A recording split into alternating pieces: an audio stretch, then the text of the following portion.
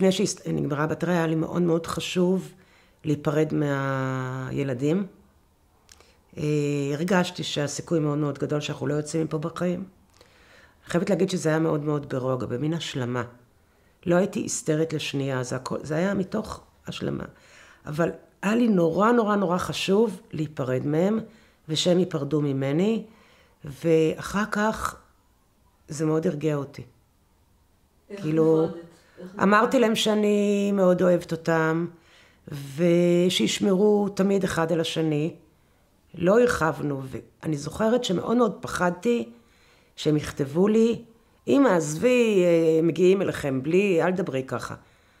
הם הבינו את הסיטואציה, והם לא אמרו את זה. אמרו, גם אנחנו מאוד אוהבים אותך, וגם כן עשו את הקלוזר שלהם, בלי להבטיח הבטחות, וזה היה לי מאוד מאוד חשוב, זה ממש הרגיע אותי. ואז חשבתי שבעצם היו לי חיים יפים, וזה בסדר. יש אנשים שנהרגו בגיל בהרבה יותר, זה בסדר, זה בסדר. כאילו, ורק המחשבה שלי הייתה, שחטפו אותי, ידעתי כבר שחוטפים, זה לא הייתה אופציה מבחינתי. וכל הזמן חשבתי, מה אני אמורה לעשות כדי שיהרגו אותנו, שלא יקחו אותנו בשבי. זה היה משהו שהתעסקתי איתו המון שעות. איך אני צריכה להתנהג כדי שיהרגו אותנו. הם לא לוקחים אותי ואני הולכת, אלא אני לא מאפשרת את זה. אני פשוט משתוללת כמו מטורפת והם יראו בי. אבא שלי לא שומע טוב, המכשיר שמיעה שלו נשאר בסלון. לא כל כך יכולנו לדבר. אמא שלי גם לא שומעת טוב, שזה היה מזל, כי הם לא כך שמעו מה התרחש בחוץ. הם כן שמעו, זה אבא שלי אמר לי שהוא כן שמע שניסו לקדוח בחלון של הממד. ובגלל שהם לא שומעים טוב, אז גם הם מדברים בקול רם.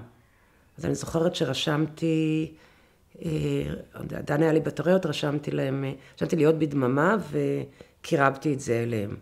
גם אז וגם בכל השבועיים הראשונים הייתי מבועטת מזה שיש מחבלים. אם הייתה אזעקה, אמרתי, וגם בדרך, שפתאום, המחסום, איך אתם יודעים שזה שלנו? איך אתם יודעים שזה שלנו? היה פקק, אז תסתובבו ותברחו. כאילו, לא האמנתי שזה צבא. לא האמנתי שזה משטרה. לקח לי הרבה זמן לצאת מהסיפור הזה. אגב, דבר ראשון שהגעתי הביתה, הבן שלי היה איתי, הוא נשאר איתי פה, הייתי צריכה לחפש מקום בבית שאני אוכל להתחבא בו.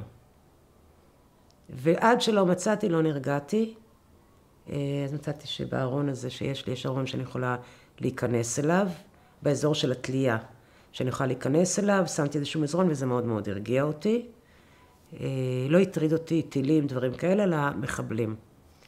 אז זה כל הזמן הראשון, זה היה הדבר הזה.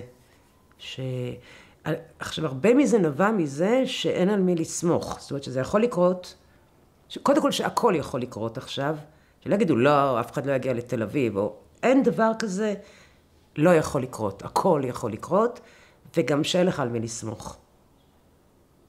זו הרגשה שמלווה אותי עד עכשיו, השבר הזה של החוסר אמונה. כן, אני זוכרת שהיה בי, זה חשוב להגיד, זעם עצום כלפי הממשלה. זאת אומרת, זה היה לי ברור כבר אז שזה משם. שזה משם. שהחלישו, שהצבא מאוד הוחלש כל השנים האחרונות, שהעוטף לא הוחלש. כבר ידעתי אז שכל הכוחות, שרוב הכוחות היו ביהודה ושומרון. זעם עצום של ידענו שהממשלה הזאת תפיל עלינו אסון, והנה זה קרה. עד היום אני מרגישה את זה. כביכול אני אמורה להרגיש זעם כלפי הצבא, כי הפקירו אותנו, אבל אני מרגישה מבפנים שההפקרה היא מלמעלה. וזה משהו שהרגשתי שם מאוד מאוד מאוד חזק. הרגשתי שאני יכולה ללכת לאחד, כשאני יצאתי, פשוט לגשת לאחד מחברי הממשלה ולהרוג אותם. לא התכוונתי להרוג אותם, אבל באמת להוציא את הזעם שלי עליהם. איך הם הביאו אותנו למצב הזה? הזהרנו כל הזמן, והנה זה הגיע.